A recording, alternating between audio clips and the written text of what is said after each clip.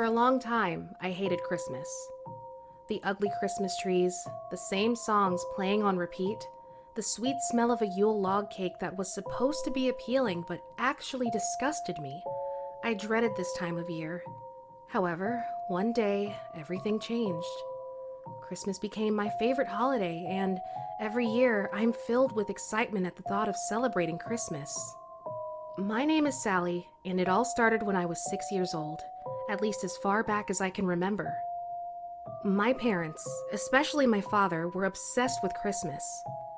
They bought a new tree every year and started decorating almost 2 months before the holidays. My classmates were jealous of me because, to all appearances, I had everything I could ever want. A big house, wonderful parents, and more gifts than I could ever need. But the reality, my reality, was much darker than that. Every Christmas Day since I was 6 years old, Santa Claus would visit me personally in my bedroom. He would tell me how good I had been and that I deserved all the presents left under the tree, but in exchange, he wanted my company. He looked exactly like Santa Claus should look, a long white beard, a red and white suit. However, the old man smelled awful. He smelled like rotten meat. The experience was already disgusting enough in itself, but the smell only reinforced my revulsion. Every year, it was the same routine. He would come into my room and collect his reward. I had stopped writing my gift list, and I didn't care about the gifts. I just wanted peace. But every time, my parents, especially my father, encouraged me to write that damn list. And every time, I had to pay for those gifts. During my 14th year, things took a much darker turn. On Christmas Day itself, my mother was found dead in the living room by the family dog. She had been stabbed several times and some of our belongings had been stolen, so the police assumed it was a burglary gone wrong. Although I was devastated by my mother's death, I have to admit that it was a blessing in disguise because from that day on, Santa stopped coming at night. I didn't get any more presents, so he didn't come to visit me anymore. That was the only happy part of this tragedy, but I no longer had my mother, my best friend. Since then, everything had changed. My father, who used to love Christmas, no longer celebrated it. In fact, he didn't celebrate anything anymore. Not his birthday, not even mine. After my mother's death, my father and I had grown much closer because we shared the same grief, the same loss. When I turned 18, I left home to go to college. I made friends and colleagues, but whenever they asked me about my disdain for Christmas, I told them about my mother's death. But I never mentioned my special relationship with Santa Claus. I was too afraid and ashamed. Time passed, water flowed under the bridge, and I was now 22.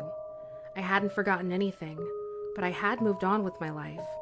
I was in my last year of college when everything changed. It was Christmas Day, as I had done every year since I was 18.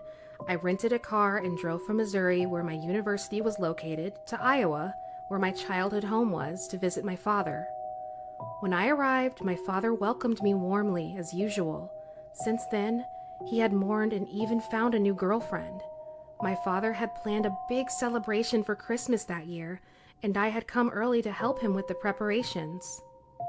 I was in the attic looking for old decorations. I hadn't been up there since I was a little girl.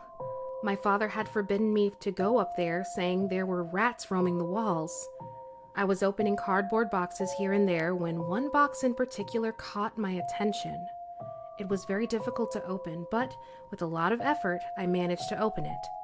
Inside, there were garlands and snowflakes, nothing really surprising. However, a foul and familiar smell caught my attention. I snooped around a little more, and that's when I saw the horror. My eyes widened in horror and shivers ran down my spine.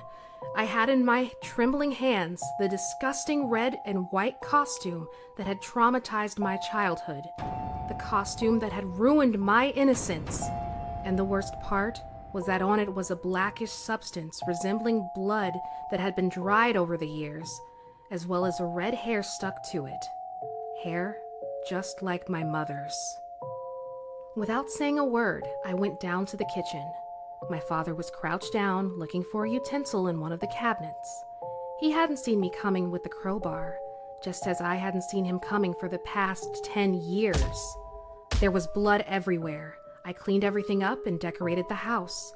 The guests arrived and asked where my father was. I told them that he had gone to see his girlfriend. They drank the strange cocktail from the dispenser and enjoyed the mysterious meat that was in the center of the table. I received compliments and praise. It was the best Christmas of my life.